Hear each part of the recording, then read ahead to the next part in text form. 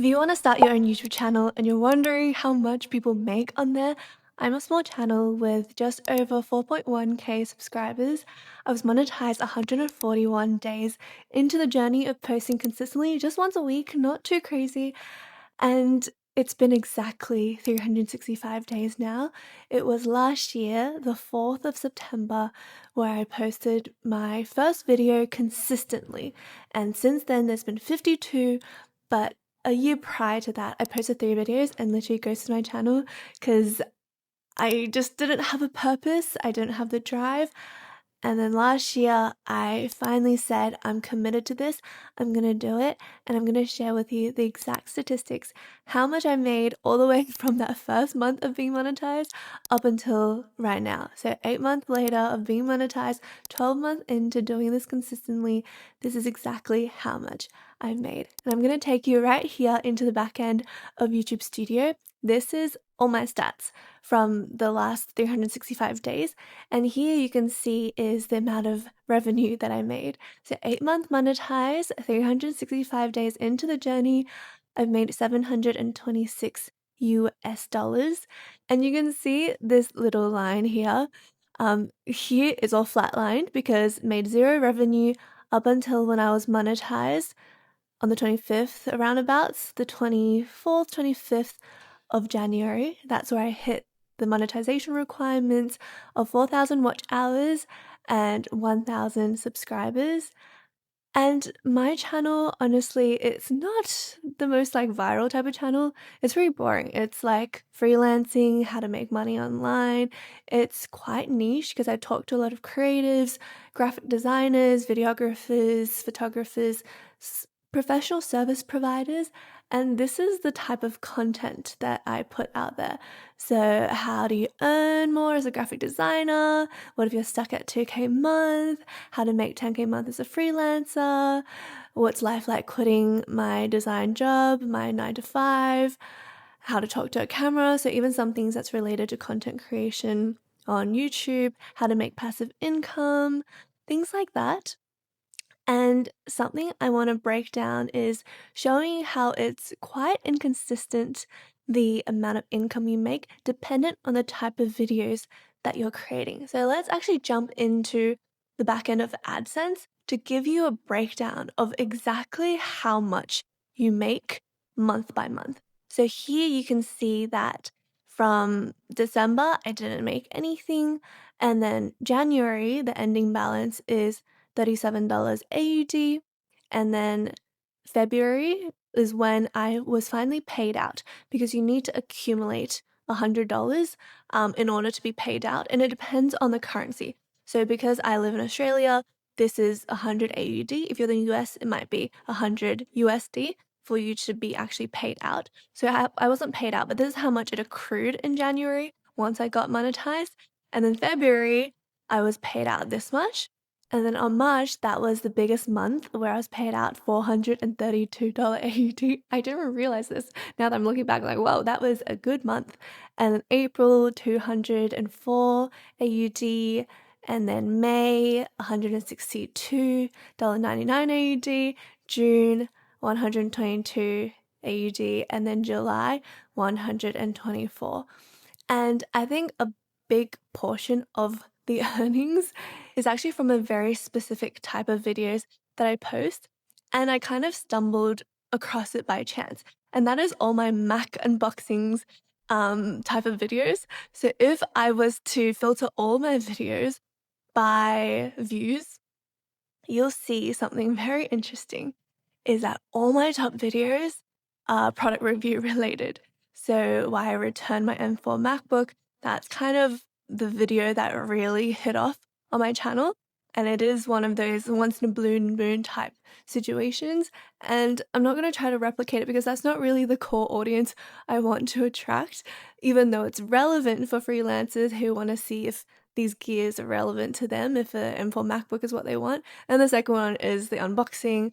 And because I returned the color for the silver, I filmed another one. So all of these are Mac unboxings, and then my DJI Osmo mobile stabilizer unboxing, and then it goes into What are some of the most popular videos that YouTubers or people who want to be on YouTube wants to watch? Is a video like this one right here, like starting YouTube, YouTube monetization, and then you see how this one, like this is really what my core substance of this channel is meant to do, is to teach how freelancers can make a stable living, reach 10K a month, getting high ticket paying clients, how to actually live your dream life doing what you love, having a sustainable business model as a solopreneur. You see how like these don't perform comparatively as well. And something I do want to pull back the curtains and share with you is that sometimes some videos that you love to make and that you find the most valuable, and maybe your ideal clients find the most valuable, they're not going to necessarily make you the most money on YouTube as a platform, because tech product videos, they are really great for SEO. So SEO stands for search engine optimization, is because people who want to buy, and for MacBook, they're always going to search it. And if you have the right keywords, if the video is related to that, you will come up in search results. Because what happens is on YouTube, usually YouTube will push your video out more actively in around about the first week. You'll see a big increase or a small increase, but it'll drop off. It'll taper off unless that video really clearly matches a search intent. Then you will continue to see views coming in. And all of these videos in here, I'd say the top 10, they all match good search intent. So that's something you need to keep in mind, is in order for your video to have longevity, try to focus on videos that will continually be searched up by people, and that's how you accumulate more views. Because you'll see some of my lowest views, they're the ones that kind of just taper off. It's not being recommended by the algorithm. A few people might stumble upon it every day or every week, but you gotta kind of pick your battles, and I say lean towards what you enjoy making videos about rather than chasing the algorithm. And what my goal is really to build an audience of like-minded people so I can actually help them with the stuff that I'm teaching. Like freelancing is something I know like in and out. Like I've done this for myself. I find a lot of joy teaching other people how to do the same thing, because I had to really like take a lot of courses, go down a lot of winding paths to figure out, right, so these are the actual steps that actually work. And if you are curious about actually the freelance side of things, you can check out a lot of videos on my channel, and you can also join my 10K masterclass, where I kind of pull back the curtains and show you how I was able to make consistent money doing what I love, doing graphic design. If you're a videographer, photographer, it is really hard initially to find clients, and especially clients that pay you well. So I'm going to show you how to kind of sidetrack all the mistakes, where to actually find clients that actually pay you consistently, how to move them from one-off project to consistent recurring revenue by putting them on a retainer and serve them long-term to raise their lifetime value that they spend with you, and to actually build that long-term relationship. So if you're curious, you can scan the QR code on the left and check that out. But YouTube for me really is a way to get to know more like-minded people, to connect on a deeper level, because you get quite burnt out by always servicing clients, because you kind of switch one boss working at a 9 to 5 to multiple clients and multiple bosses that you want to please all the time. So YouTube is really an outlet for me. And at the end of the day, I want you to kind of walk away from this video feeling inspired, because honestly, I don't spend that much time on my YouTube channel as other YouTubers do, because I do have the full-time job of servicing clients, and this is like my weekend outlet. I would just film 1 or 2 videos every single week, and honestly, it just proves how consistency, it gets you a long way. And one thing I want to share with you to kind of really show you the reality of building on YouTube is that your views are not always going to keep going up. Just because your subscriber count goes up doesn't mean your views of videos will consistently go up. One video might blow up out of the blue. Another video you think was really good might only get 100 views, even if you have 4,185 subscribers. Just taking a look at this one, how to earn more as a graphic designer in 2025, that is the video I uploaded last, and you can see that the stats aren't looking great. Even though it's only been up there for 2 days, maybe YouTube is still trying to find the right people for it.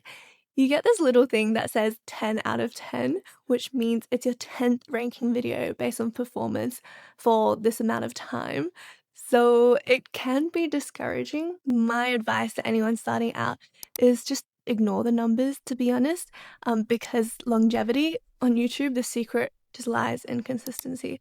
That is all there is to it. Be consistent and set expectations low. Like when I first started, on the 4th of September last year, I said, I'm just going to do this for 2 years. 2 years later, I know I'm going to be monetized because the average is around 1 to 2 years. Who would have known I was monetized in about 4 months? And you can too, but set expectations low, make sure you really enjoy it, and you'll be surprised looking back. Thank you so much for hanging out with me, and if you found this video helpful, you might also enjoy this one on the left right here. If you enjoy listening on the go, we also have a podcast called the Brand Creative Podcast. Thank you so much for hanging out with me today, and I'll see you in the next one. Bye!